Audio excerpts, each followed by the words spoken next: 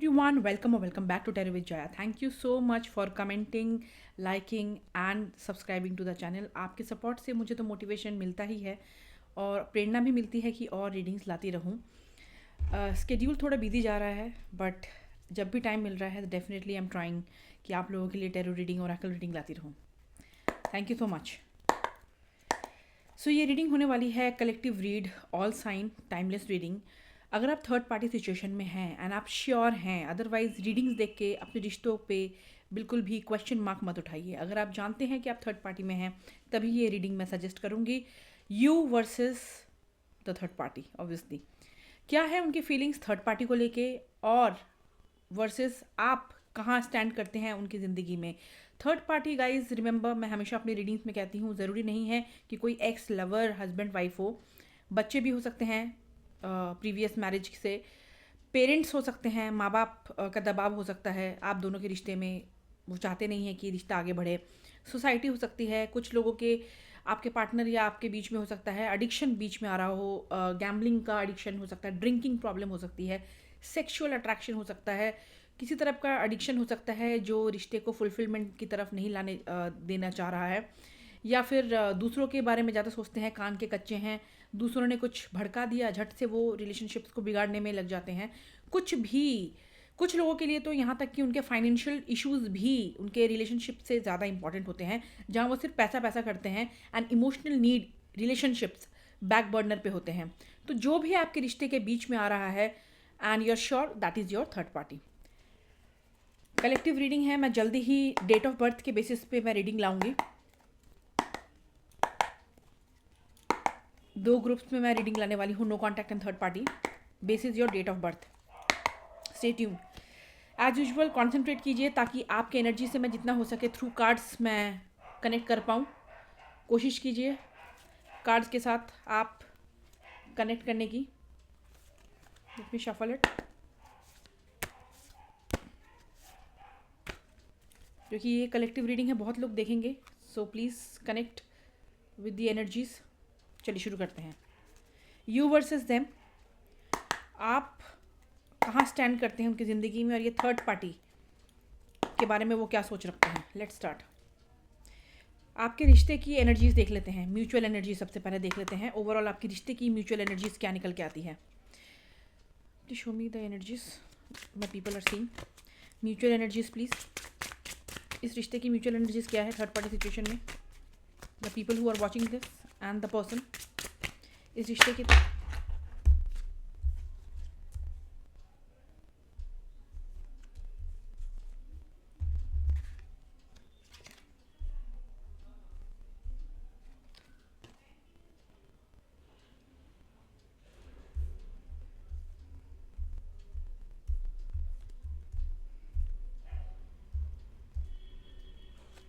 Tarot से भी देख लेते हैं. बहुत सारे ओरेकल कार्ड निकल के आए हैं.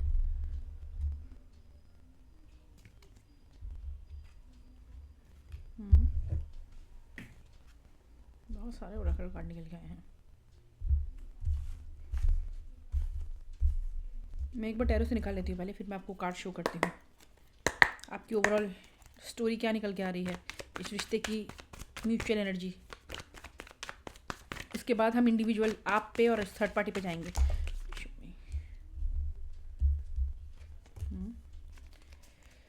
Show me the mutual energy third party situation. The person my viewers are thinking of. Mutual energy क्या है रिश्ते की.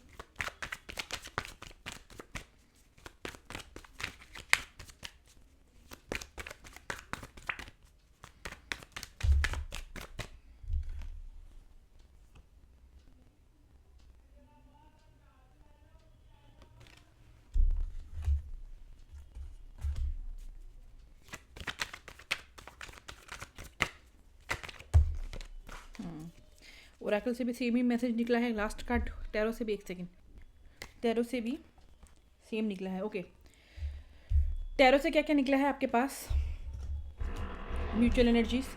3 of pentacles, 3 of wands, king of swords, the moon card, जो कि सिमिलर एनर्जी हमारे ओरेकल से भी निकला है. मेरे पड़ोसियों को भी अभी कारपेंट्री निकालनी है सारी. Please excuse me for the loud sound. यहाँ पे क्या क्या निकाला है हमारे पास ओरेकल से. Unfinished business, unexpected, proposal, snake, single, new love, mask. ये दोनों energies moon and mask same निकल के आई हैं.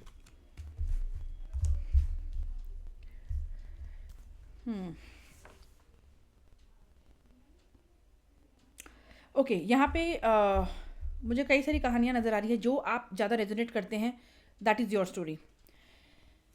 हो सकता है आप में से कुछ लोग ऑलरेडी फ्रेंड्स के थ्रू मिले हों, दोस्त हों ऑलरेडी, बाद में रिलेशनशिप में आए हों, एक दूसरे को जानते जानते दोस्ती हुई आप दोनों के बीच में. कुछ लोग एक साथ काम करते हैं, प्रोफेशनल लाइफ में हैं, किसी प्रोफेशनल फ्रेंड ने आप लोगों को मिलाया है, प्रोफेशनल गैदरिंग में आप मिले हैं, दोस्त ने आपसे परिचय करवाया है, ये पॉसिबल है.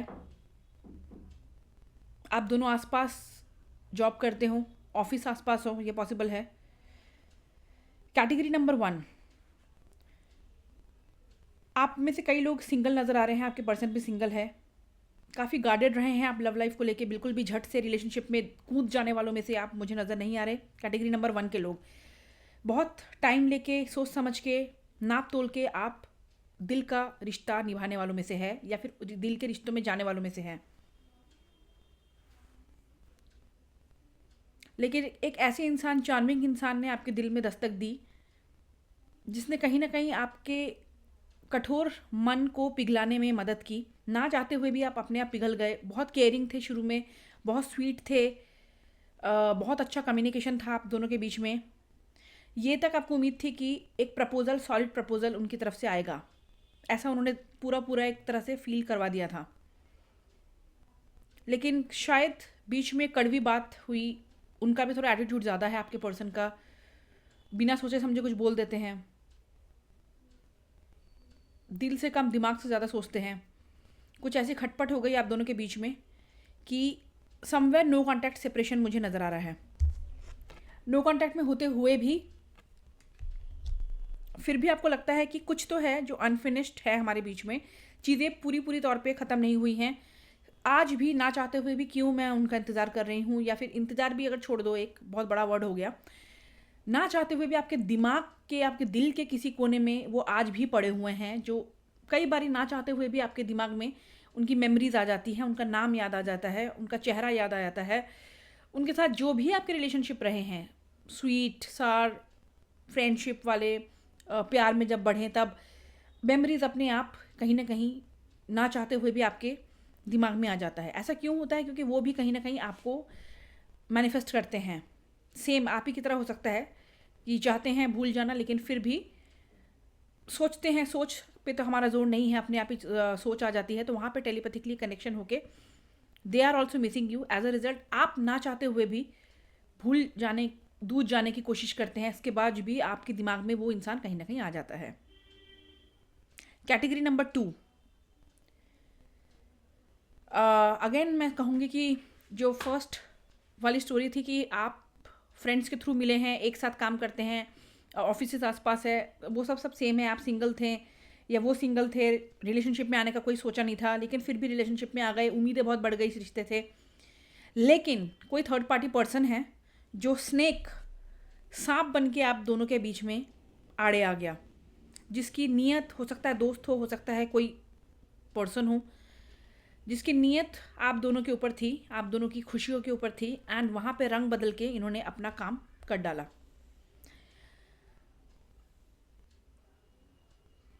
और जो कुछ भी हुआ, ये कैटेगरी नंबर 1, चाहे वो आपका नो कॉन्टैक्ट सेपरेशन हो, या कैटेगरी नंबर 2 कि आपके पर्सन की ज़िंदगी में कोई और दस्तक देने लग गया है पीठ पीछे, ये चीज़ें अनएक्सपेक्टेड हुई हैं. चाहे ये एक चीज़ सिमिलर है, चाहे कैटेगरी 1 हो, कैटेगरी 2 में है, आपने उम्मीद नहीं की है, सडनली चीज़ें हुई हैं. और आपको भी शायद पर्दाफाश आपके सामने हुआ होगा, सच्चाई निकली होगी एकदम से, कुछ भी प्लान नहीं है, बाय चांस निकल गई है. इसका एक बहुत बड़ा रीज़न ये है कि आपके पर्सन खुद चीज़ों को वो कॉम्प्लिकेट करते हैं कहीं ना कहीं। क्यों करते हैं?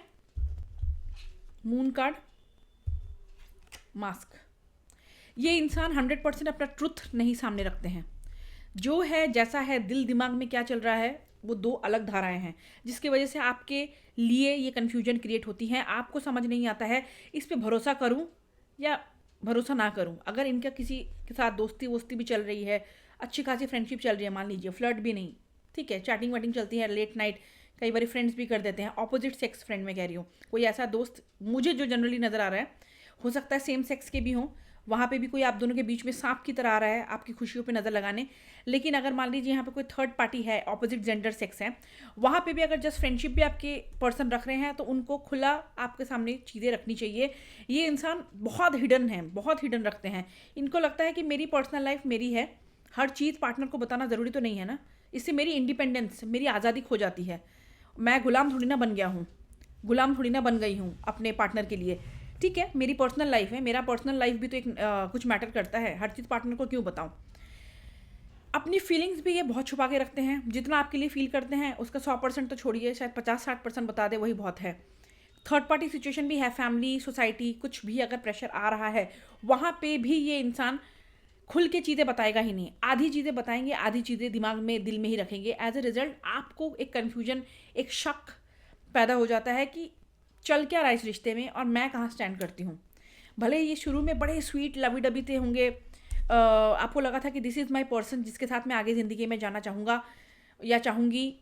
दे आर परफेक्ट, केयरिंग है, स्वीट टॉकर है, लीडरशिप क्वालिटी है, बोल्ड डिसीजन वाले हैं। लेकिन हाँ, दिल से कम ये दिमाग से ज़्यादा सोचते हैं।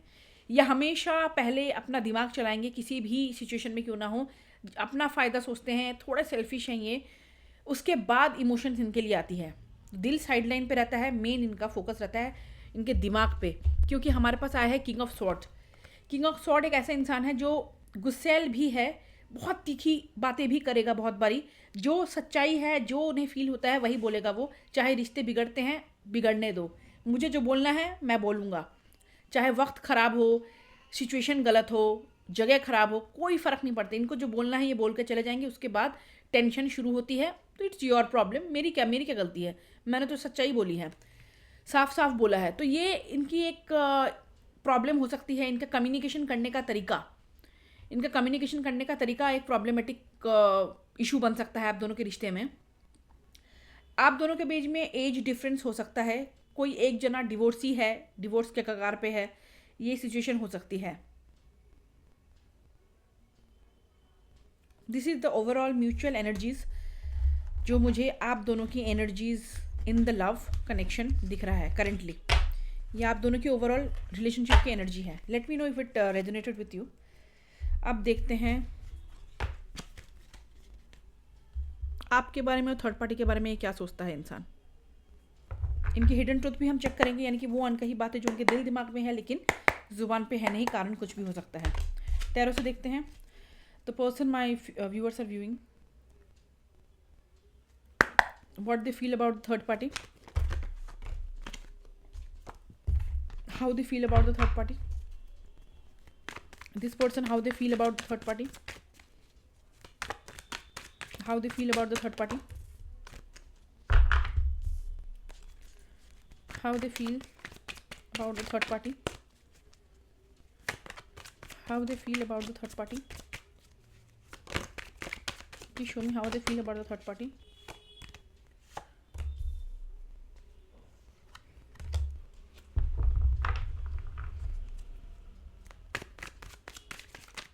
How they feel about my viewers, how they feel about my viewers.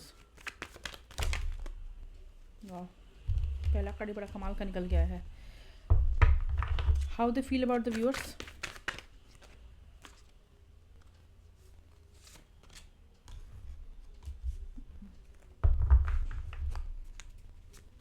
how they feel about the viewer, how they feel about my viewers.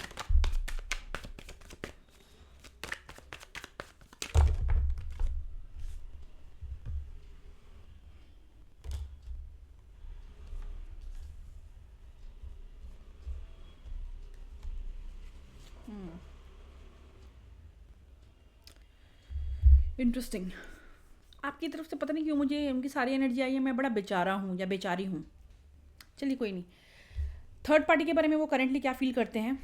पहला कार्ड निकल के आया है 3 ऑफ कप्स। थर्ड पार्टी के लिए उनकी feelings, the emperor, high priestess.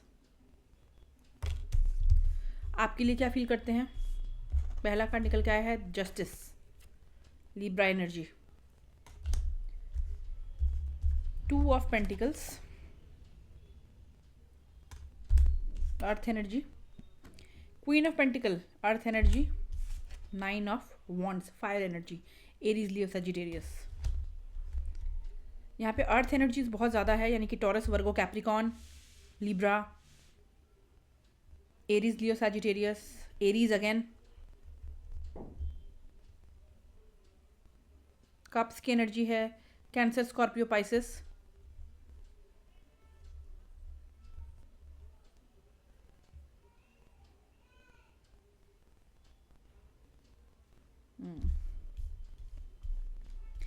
About the third party and एक second, ये है आपका bottom of the deck for you, page of cups.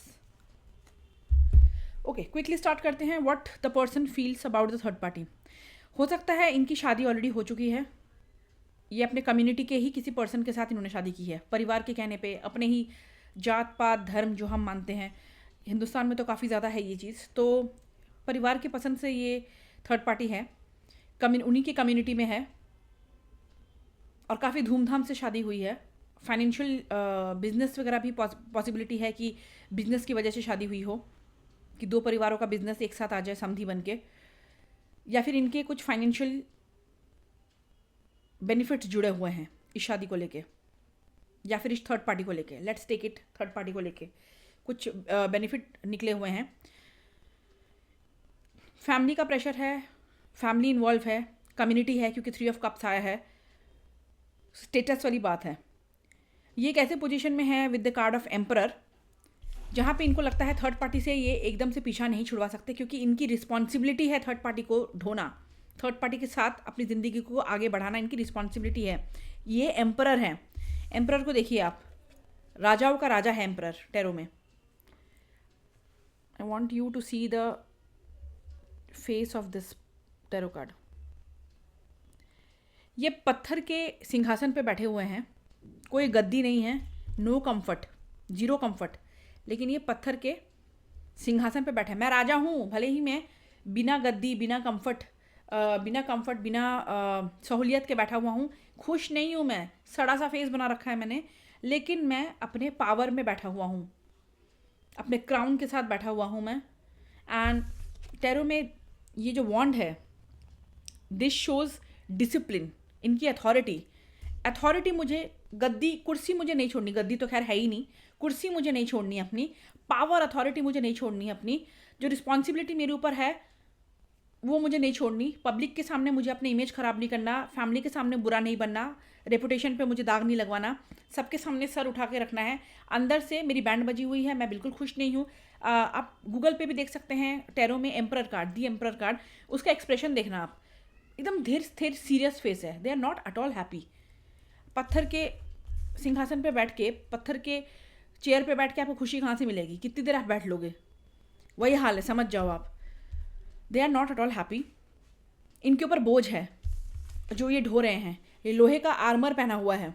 आपको अगर लोहे का कोई पूरा का पूरा आर्मर एक लबादा पहना दे तो कितनी देर तक आप उसे सहन कर पाओगे। रिस्पॉन्सिबिलिटी के मारे आप किए जा रहे हो अपनी रेपुटेशन, अपने इमेज के लेके, लेकिन अंदर से आप बोझिल होते जा रहे हो, you are burdensome, you are not happy at all. लेकिन नहीं, थर्ड पार्टी मेरी कम्युनिटी में है, मेरी फैमिली इन्वॉल्व है, मेरी सोसाइटी इन्वॉल्व है, मेरा फ़ायदा इन्वॉल्व है फाइनेंशियली, काफ़ी धूमधाम से अगर शादी हुई है तो पैसा बहुत लगा है भाई, सोसाइटी का कुछ है, बिजनेस इन्वॉल्व है जो मैंने पहले भी कहा है, तो फिर उसमें लॉस हो सकता है। तो इसकी वजह से ये इंसान जैसे भी करना है, मुझे थर्ड पार्टी को मेंटेन करना है। ये हो सकता है कोई फादर फिगर है, इनके ऑलरेडी बच्चे हों, तो वहाँ पे भी एक रिस्पॉन्सिबिलिटी आ जाती है, तो उनको छोड़ के मैं आगे नहीं जा सकता। इमोशंस बहुत हैं इनके दिल में, लेकिन हाई प्रीस्टेस बना हुआ है, लेकिन मैं इन इमोशंस को एक्सप्रेस नहीं कर सकता। सेम थिंग मैंने यहाँ पे भी इनके एक्सप्रेशन को देखते हुए कहा है।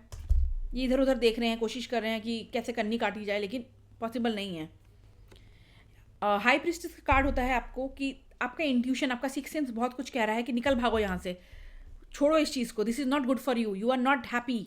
लेकिन नहीं, आप चुपचाप हैं, आप इग्नोर कर रहे हैं चीज़ों को, हर चीज़ दिल में दबा के शांति से, आपके अंदर क्या चल रहा है और बाहर क्या है, दोनों बिल्कुल डिफरेंट कहानियाँ हैं। अंदर की कहानी एक मिस्ट्री बनी हुई है, किसी को पता ही नहीं है कि इस इंसान की ज़िंदगी में अंदर से क्या फील कर रहा है, ये क्या चल रहा है, बाहर चाहे जो कुछ भी दिखाए।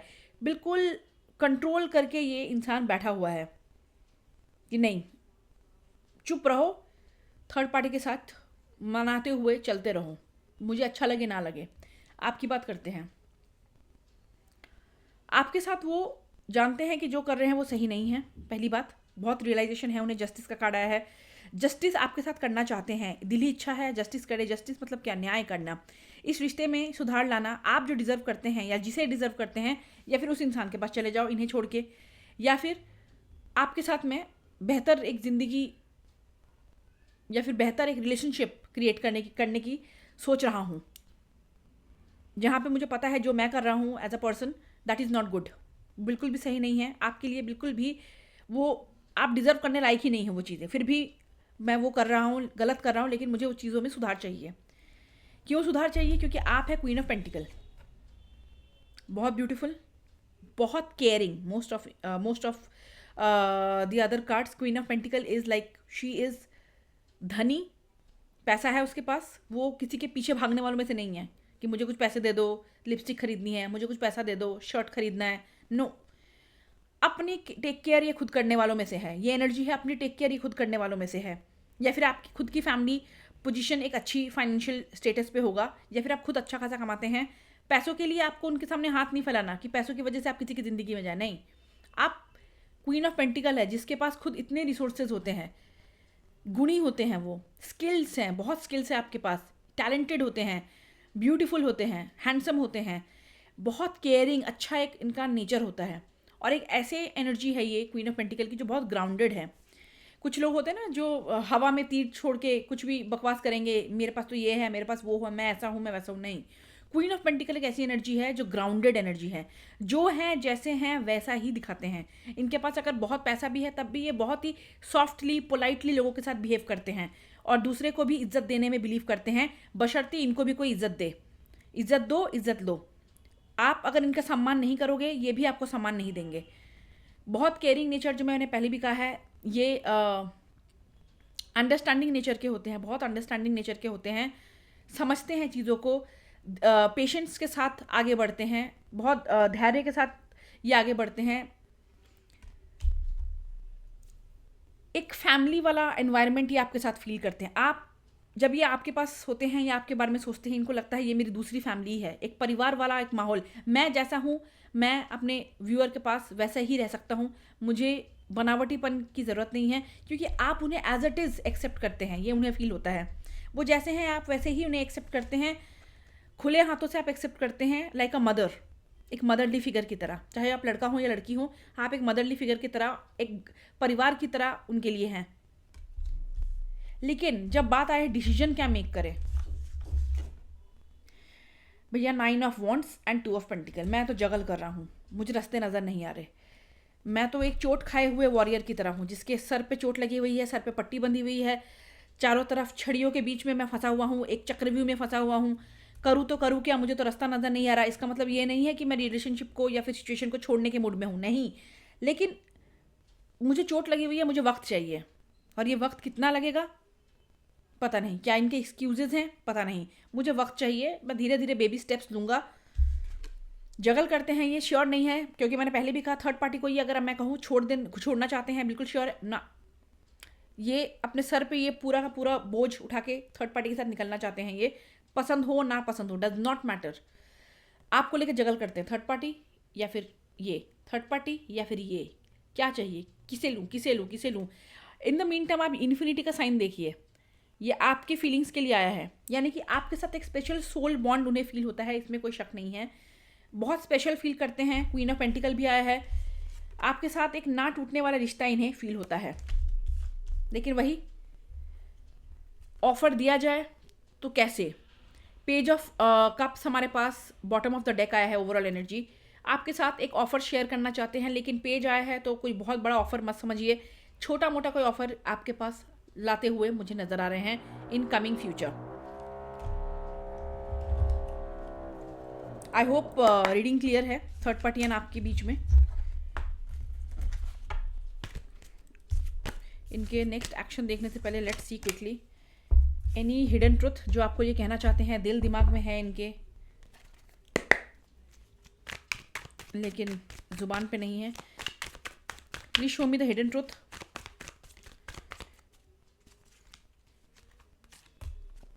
Please show me the hidden truth.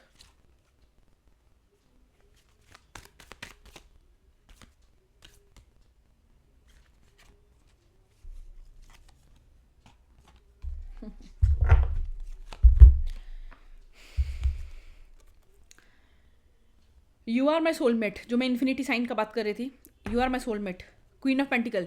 You are the most beautiful person inside out. आप सिर्फ बाहरी खूबसूरती में ही अव्वल नहीं हैं, आप सिर्फ बाहर से ही खूबसूरत नहीं है, अंदर से भी आपका दिल बहुत ही, आपका स्वभाव, your nature is very beautiful according to them. Queen of pentacle आपको घर जैसा मानते हैं, वो जैसे हैं आपके सामने वैसे आ सकते हैं क्योंकि उन्हें पता है आप खुले बाहों से उन्हें एक्सेप्ट करेंगे। I feel so helpless, I want to be with you but I can't. Two of pentacle, nine of wands. मुझे इतना हेल्पलेस फील होता है, हाथ बंधे हुए फील होते हैं, आपके साथ रहना चाहता हूँ लेकिन क्या करूँ, रह नहीं पा रहा, क्या करूँ, मैं मजबूर हूँ। First and last thing that comes to my mind is your name. पहली और आखिरी चीज़ जो मेरे दिमाग में आती है वो है आपका नाम। जो मैंने रीडिंग शुरू होते ही म्यूचुअल रीडिंग में कहा था, अगर आप उन्हें अपने दिमाग से बाहर फेंकना चाहते हैं फिर भी वो बार बार आ रहे हैं, कहीं ना कहीं वो भी आपको मिस कर रहे हैं। इसकी वजह से वो चीज़ें टेलीपैथिकली आप पे रिफ्लेक्ट हो रही हैं। Any action from this person side, any action, potential action. दौड़ते घोड़े पे सवार होकर दौड़ते हुए आपकी तरफ आना चाहते हैं। नो कॉन्टैक्ट सेपरेशन में है, नो कॉन्टैक्ट ब्रेक करते हुए नजर आ रहे हैं मुझे, लेकिन थोड़ा संभल के, क्योंकि नाइट ऑफ वॉन्ट्स एक नाइट है, ये पैशन पे काम करते हैं, एनर्जीज पे काम करते हैं, मीन्स हड़बड़ी में काम करते हैं। अभी जो मुझे सेटिस्फाई मिली वो चीज़ें करेंगे, दूर का नहीं सोचेंगे। राइट नाउ अगर मुझे सेटिस्फैक्शन मिल गई इट्स गुड, आगे क्या होगा भगवान भरोसे। जितनी जल्दी ये आते हुए नजर आ रहे हैं मुझे, उतनी जल्दी आपकी ज़िंदगी से वापस कोई बहाना करके फिर से सेपरेशन नो कॉन्टैक्ट में भी जाते हुए मुझे नज़र आ रहे हैं, या फिर ये इन एंड आउट करते रहेंगे। आएंगे फिर कुछ दिनों बाद चुपचाप होके ये वापस चले जाएंगे, फिर आएंगे फिर चुप होके वापस चले जाएंगे, एंड आपको कन्फ्यूजन में रखेंगे, लेकिन कॉन्टैक्ट होता हुआ नज़र आ रहे हैं। क्योंकि ये इंसान बोल्ड डिसीजन तो लेगा लेकिन सोच समझ के आने वालों में से नहीं है। ऑन एंड ऑफ सिचुएशन रहेगी, आज बात की फिर 3-4 दिन के लिए गायब हो गए, फिर अचानक से कांटेक्ट किया, हाय कैसे हो टाइप ऑफ, लेकिन कांटेक्ट आ रहा है अगर आप नो कांटेक्ट सेपरेशन में हैं। Any possible action, give me one more card please. Any possible action, any possible action please show मी।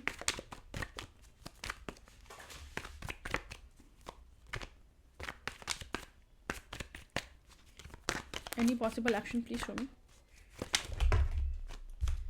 आपको सोल बॉन्ड आपके साथ फील करते हैं, कमिटमेंट, लॉन्ग टर्म खुशहाल ज़िंदगी आपके साथ चाहते हैं।